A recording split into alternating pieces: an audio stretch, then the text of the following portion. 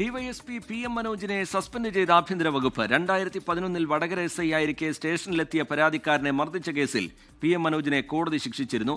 Sameer C. Muhammad വിവരങ്ങളുമായി ചേരുന്നുണ്ട് കോഴിക്കോട്ട് നിന്ന്. സമീർ, ഇപ്പോൾ വകുപ്പുതല നടപടി ഉണ്ടാവുകയാണ്. പരാതിയുമായി എത്തിയയാളെ മർദ്ദിച്ചു എന്ന് മാത്രമല്ല, അന്യായമായി ലോക്കപ്പിലിട്ട് പീഡിപ്പിച്ചു എന്നതടക്കം ഗുരുതര സ്വഭാവത്തിലുള്ള പരാതിയാണ് ഉയർന്നുവന്നത്. അതിൽ നടപടി, വിവരങ്ങൾ സമീർ.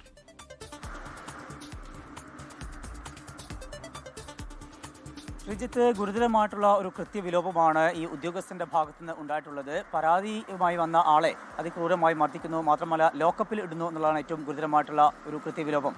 ഒരിക്കലും ഒരു ഉദ്യോഗസ്ഥന്റെ ഭാഗത്തുനിന്ന് ഉണ്ടാവാൻ പാടില്ലാത്ത പ്രവൃത്തികളാണ് PM മനോജിന്റെ ഭാഗത്തുനിന്ന് ഉണ്ടായത് എന്നാണ് കണ്ടെത്തിയിരിക്കുന്നത്. അതുമായി ബന്ധപ്പെട്ട് വടകര ഫസ്റ്റ് ക്ലാസ് മജിസ്ട്രേറ്റ് കോടതി ഇദ്ദേഹത്തെ ഈ പോലീസ് ഉദ്യോഗസ്ഥനെതിരെ നടപടി സ്വീകരിച്ചിരുന്നു. അതുമായി ബന്ധപ്പെട്ടുള്ള തുടർ നടപടികൾ പുരോഗമിക്കുകയാണ്. അതിനിടയിലാണ് ഇദ്ദേഹം ഹൈക്കോടതിയെ സമീപിച്ചു.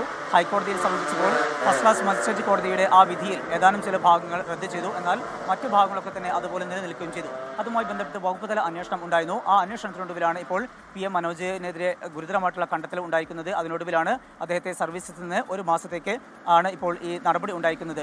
2011 അവിടുത്തെ CPI നേതാവ് കൂടിയായിട്ടുള്ള പ്രാദേശിക നേതാവ് ഒരു പരാതിയുമായി വന്നതായിരുന്നു. ആ വേളയിലാണ് പരാതിക്കാരനെ ക്രൂരമായി മർദ്ദിച്ചു, മാത്രമല്ല ലോക്കപ്പിൽ ഇടുകയും ചെയ്തു. അതുമായി ബന്ധപ്പെട്ടുള്ള നിരന്തരം നിയമ നടപടിയുമായിട്ട് ആ കുടുംബം മുന്നോട്ട് പോയി, ആ വ്യക്തി മുന്നോട്ട് പോയി. അതിനൊടുവിലാണ് ഇപ്പോൾ ഈ നടപടി ഉണ്ടായിരിക്കുന്നത്.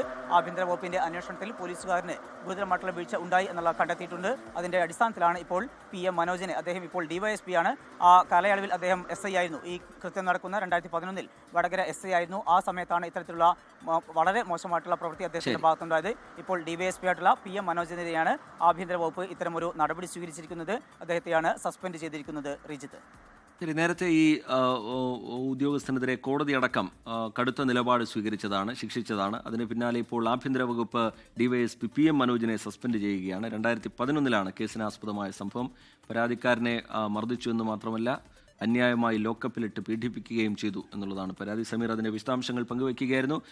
ലോകത്തെവിടെയായാലും ഏത് സമയത്തും 24 വാർത്തകളും ഓഗ്മെന്റഡ് റിയാലിറ്റി പാക്കേജുകളും എക്സ്പ്ലെയിനറുകളും വിശദമായി കാണാൻ ഞങ്ങളുടെ YouTube ചാനൽ നിങ്ങൾക്ക് സബ്സ്ക്രൈബ് ചെയ്യാം.